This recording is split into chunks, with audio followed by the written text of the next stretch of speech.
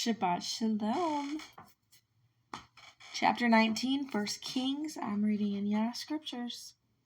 And when Ahab reported to Jezebel, all that Elijah had done, also how he slew all the prophets with the sword, Jezebel sent a messenger to Eliyahu, saying, So let the mighty ones do to me, and more also, if I do not make your life as one of them by tomorrow this time.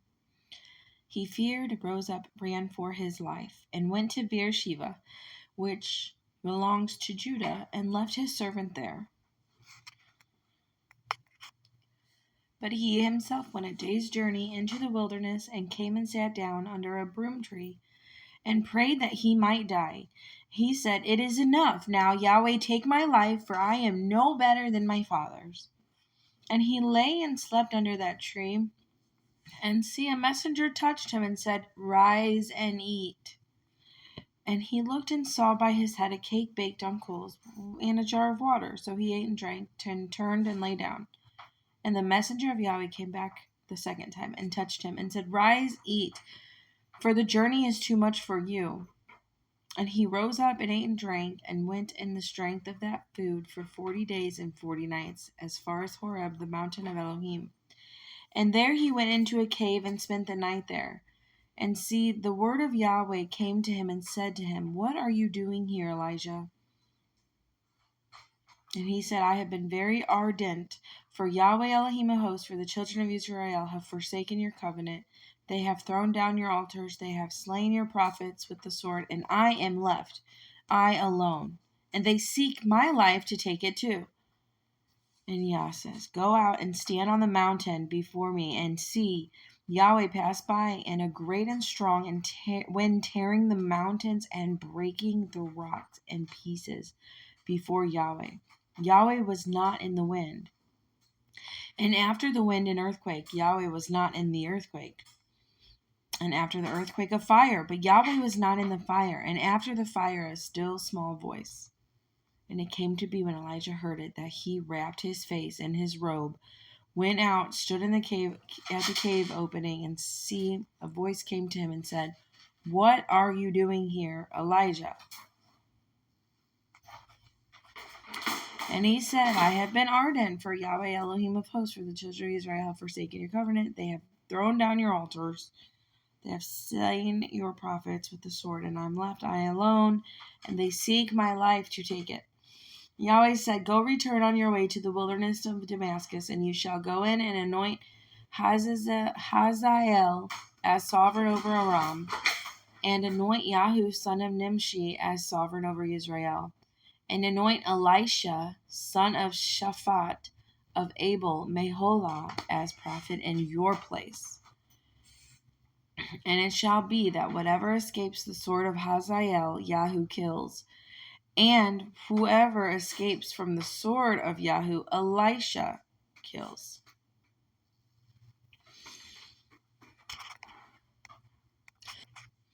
And I shall leave 7,000 in Israel, all whose knees have not bowed to Baal, and every mouth that has not kissed him. And he went from there and found Elisha, son of Shaphat, who was plowing with 12 yokes before him, and he was with the 12th. And Eliyahu passed by him and threw his robe on him. And he left the oxen and ran after Eliyahu and said, Please let me kiss my father and my mother, and then I'll follow you.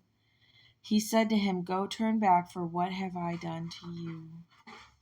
And he turned back from him and took a yoke of oxen and slaughtered them and cooked their flesh using the implements of the oxen, gave it to the people, and they ate. Then he rose up and followed Eliyahu and became his servant.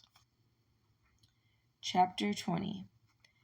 And Ben-Hadad, the sovereign of Aram, gathered all his army, and there were 32 sovereigns with him, with horses and chariots. And he went up and besieged Shamron, and fought against it. And he sent messengers into the city of Ahab, sovereign of Israel, and said to him, Thus says Ben-Hadad, Your silver and your gold are mine, and your wives and children, the best, are mine. And the sovereign of Israel answered and said, As you say, my master, O sovereign, I am yours and all that I have. And the messengers came back and says, Thus speaks Ben-Hadad. saying, Indeed, I have sent to you, saying, Give me your silver, gold, wives, and children. But about this time tomorrow I shall send my servants to you, and they shall search your house and the houses of your servants. And it shall be that whatever is pleasing in your eyes they shall lay hold of and take it.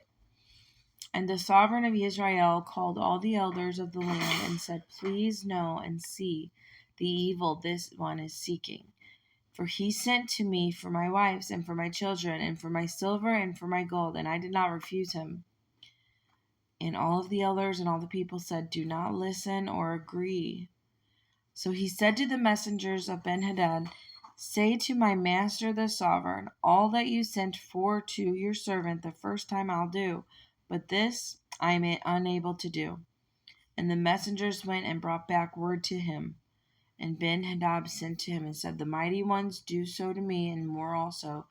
If enough dust is left of Shamaron for a handful for each of the people who follow me.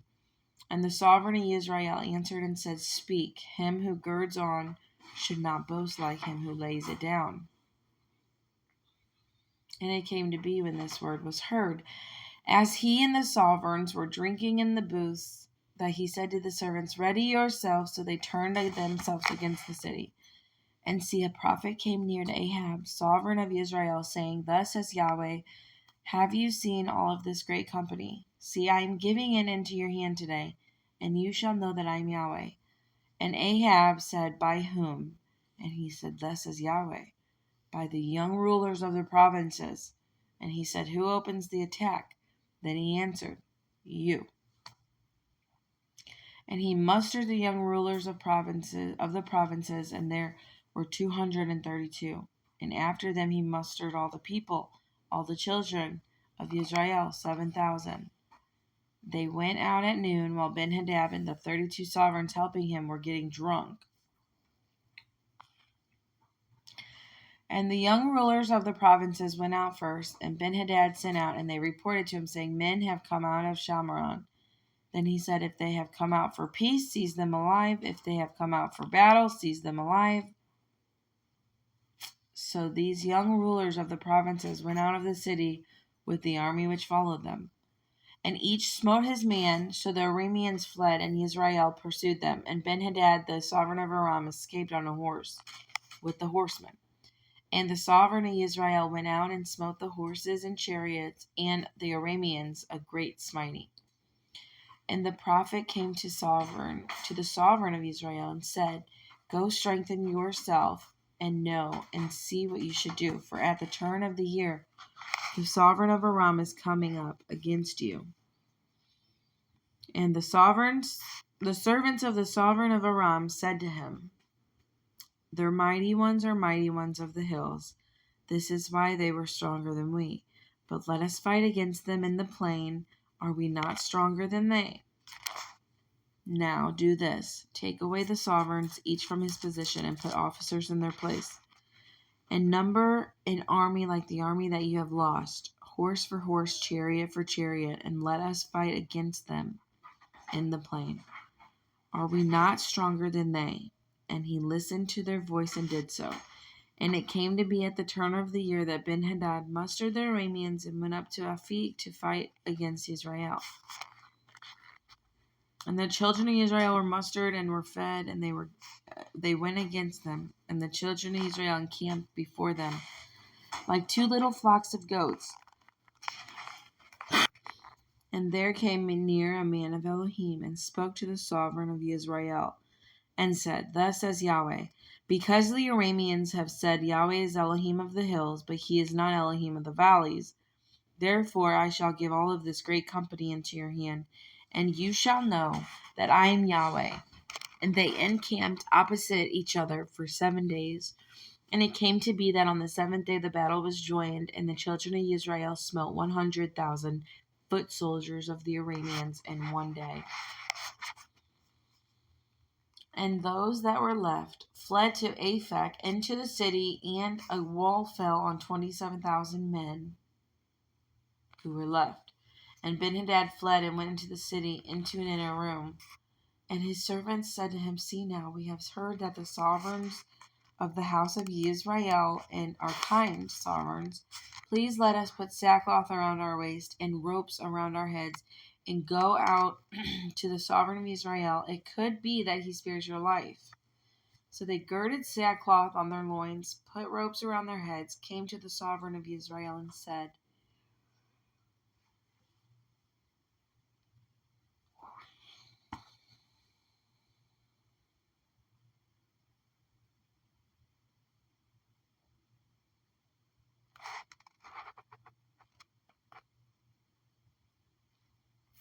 your servant Ben-Hadad said, please let me live. And he said, is he still alive? He's my brother.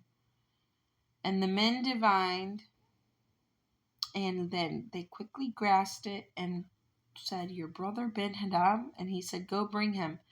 So Ben-Hadad came out to him, and he let him come up on the chariot. And Ben-Hadad said to him, the cities which my father took from your father I return, and put up marketplaces for yourself in Damascus, as my father did in Shamron. And Ahab said, I send you away with this covenant. And he made a covenant with him, and sent him away. And a certain man of the sons of the prophets said to his neighbor by the word of Yahweh, strike me, please. But the man refused to smite him.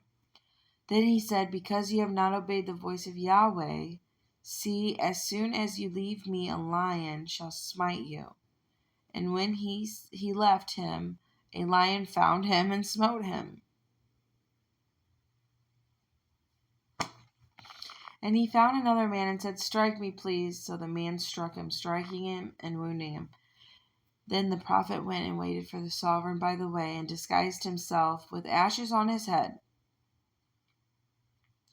And as the sovereign passed by, he cried out to the sovereign and said, your servant went out into the midst of the battle, and see, a man came over and brought a man to me and said, guard this man. If he should in any way be missing, your life shall be for his life, or else you shall pay a kikar of silver. And it came to be, while your servant was busy here and there, he was gone. And the sovereign of Israel said, your judgment is right, you yourself have decided it. Then he quickly removed the ashes from his eyes, and the sovereign of Israel recognized him as one of the prophets. And he said to him, thus says Yahweh, because you have let slip out of your hand a man who I put under ban, therefore your life shall go for his life, and your people for his people. And the sovereign of Israel went to his house, embittered and displeased, and came to Shamron.